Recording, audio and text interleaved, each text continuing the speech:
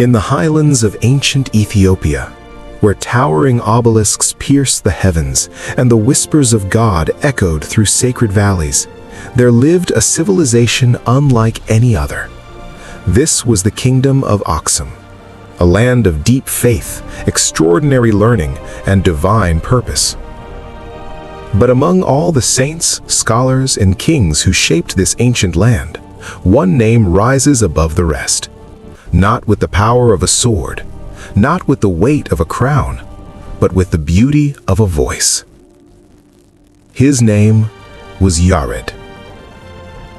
St.Yared, the father of Ethiopian sacred music, the man who gave the world a completely original system of musical notation, the man whose melodies have echoed through Ethiopian Orthodox churches for over 1,500 years.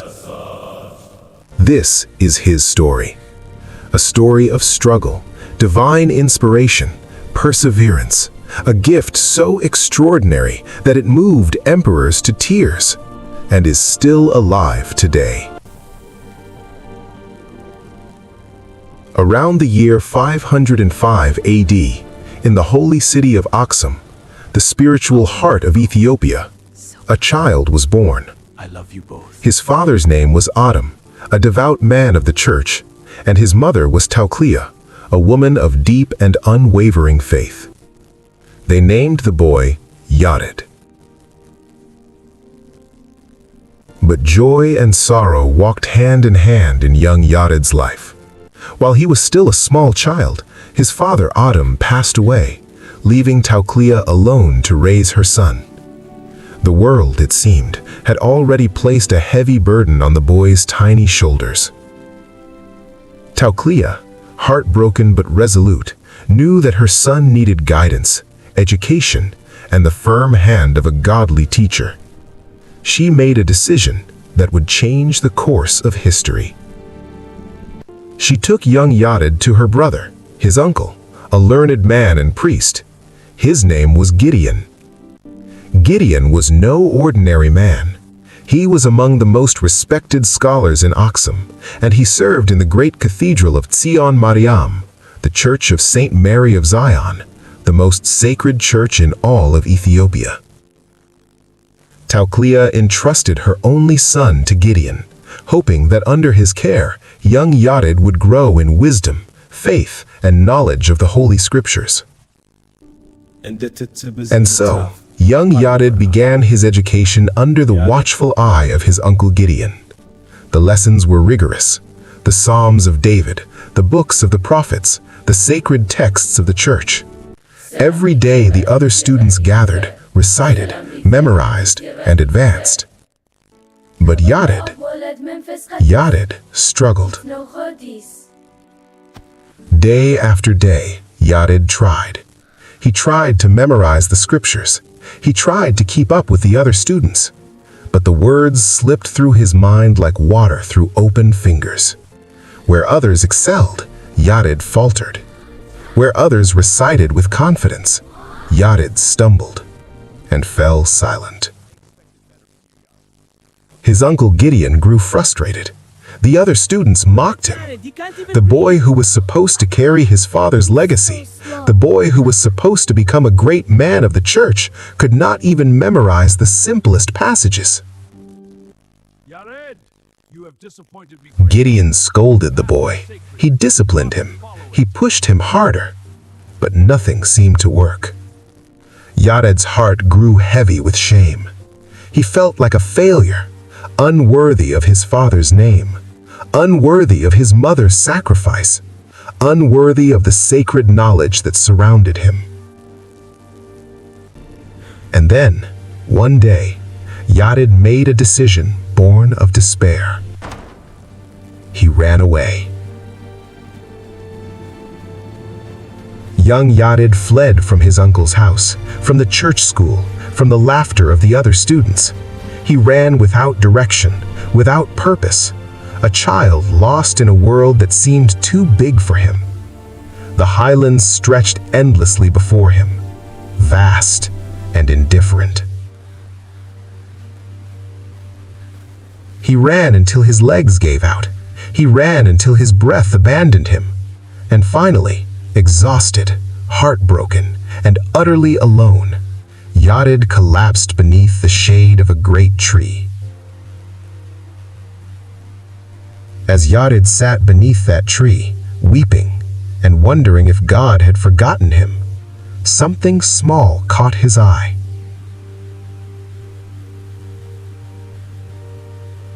A caterpillar. A tiny, fragile caterpillar was trying to climb the trunk of the tree. It crawled upwards slowly, inch by inch, gripping the rough bark with its delicate body. And then, it slipped. It fell back to the ground. Yared watched, barely interested. But the caterpillar did not give up. It began to climb again. Again it climbed. Again it fell. And again, and again, and again. Yared counted. The caterpillar fell 6 times. 6 times it hit the ground. 6 times it could have stayed down. 6 times it could have accepted defeat. But on the 7th attempt, the caterpillar reached the top of the tree. Yared stared in disbelief. In that moment, something broke open inside the boy's heart. It was as if God himself had spoken through the tiniest of his creatures. Lord, I feel If this small caterpillar does not give up, Yared whispered to himself, then who am I to surrender? The message was clear. The lesson was divine. Perseverance, patience, faith. If a creature with no voice, no reason, no knowledge of Scripture could try 7 times and succeed, then so could he. Yared wiped his tears. He stood up, and with a fire lit in his soul that would never be extinguished, he turned around and walked back to his uncle's house. He would try again. When Yared returned, his uncle Gideon was astonished. He expected the boy to remain lost, but here he was, transformed. There was something different in Yared's eyes now, a determination that had not been there before, a quiet, sacred fire. And from that day forward, everything changed. Yared threw himself into his studies with a passion that astounded everyone. The boy who once could not memorize a single psalm now devoured the scriptures with breathtaking speed. He memorized the Old and New Testaments. He mastered the Psalms of David. He studied the writings of the Church Fathers. But Yared did not stop at memorization. His mind reached beyond words on a page. Something was stirring inside him, something that had never existed before in the world. Music. According to the ancient Ethiopian tradition, Yared received his musical gift directly from God. 3 birds came to him, divine messengers, and carried his spirit to the heavenly realms. There, in the courts of heaven, Yared heard the angels sing. He heard the 24 heavenly priests of the apocalypse chanting praises to the Almighty. And when he returned to earth, he carried heaven's music with him. Yared created something the world had never seen, a complete system of sacred music with its own unique notation. He developed 3 principal modes of chanting. Ge'ez, the solemn, dignified mode, deep and powerful, like the voice of God echoing through mountains. Ezel, the gentle, mournful mode, soft and contemplative, like tears falling in prayer. And Ararai, the joyful, uplifting mode, bright and celebratory, like the songs of angels at the birth of Christ. These 3 modes became the foundation of all Ethiopian Orthodox church music, a tradition called Zema. and Yared wrote it all down using a system of notation placed above the Ge'ez text, dashes, dots, and curves that told the chanters exactly how to sing each phrase. Think about what this means. Centuries before European musical notation was standardized, an Ethiopian man, once dismissed as a hopeless student, created an entire musical language. A language before is still used today, over 1,500 years later. Word of Yared's extraordinary music spread throughout the kingdom. It reached the ears of the great emperor Gabra Maskal, one of the most powerful rulers of the Axumite Empire. The emperor summoned Yared to perform before the royal court.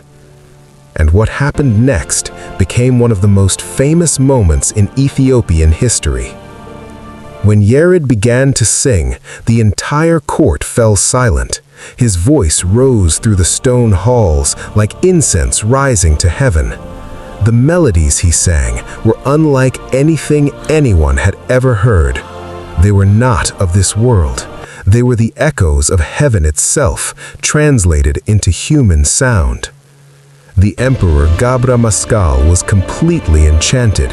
He sat motionless on his throne, tears streaming down his royal face.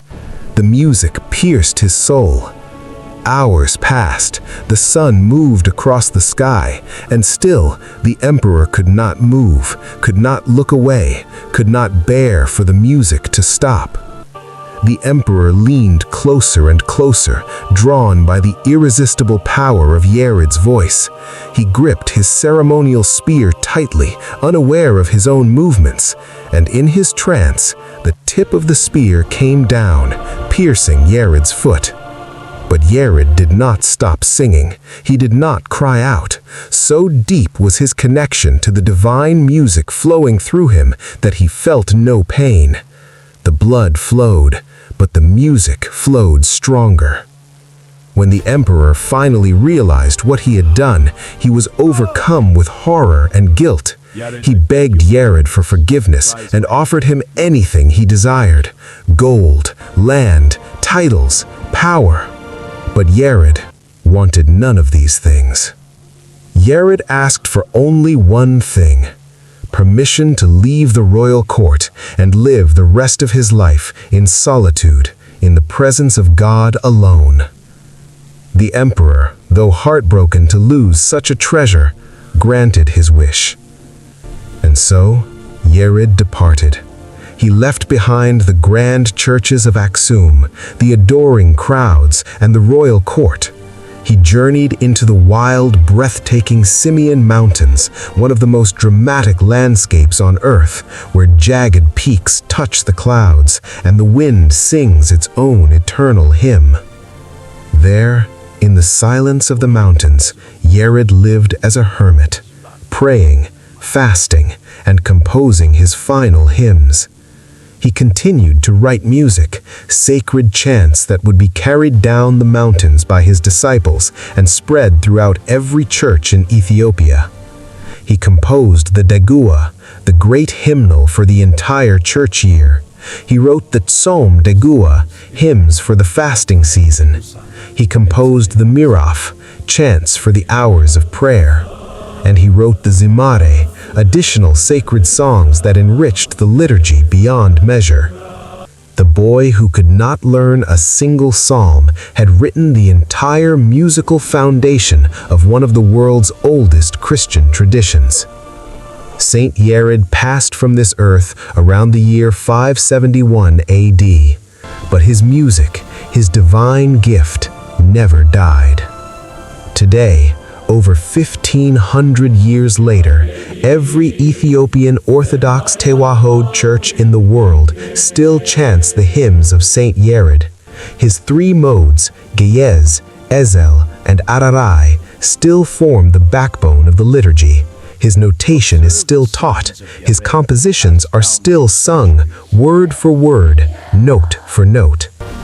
In a world where empires have risen and fallen, where languages have been born and forgotten, the music of one man endures, unchanged, unbroken, alive. St.Yared's story is not just the story of a musician. It is a story for every person who has ever been told they are not good enough, for every child who has struggled while others succeeded, for every soul that has wanted to give up. Because somewhere, on the trunk of a tree, a caterpillar is still climbing, falling, and climbing again. And if you listen carefully, in the highlands of Ethiopia, in the ancient churches carved from stone, in the voices of priests who carry a tradition older than most nations, you can still hear it. The music of heaven. The music of Yared.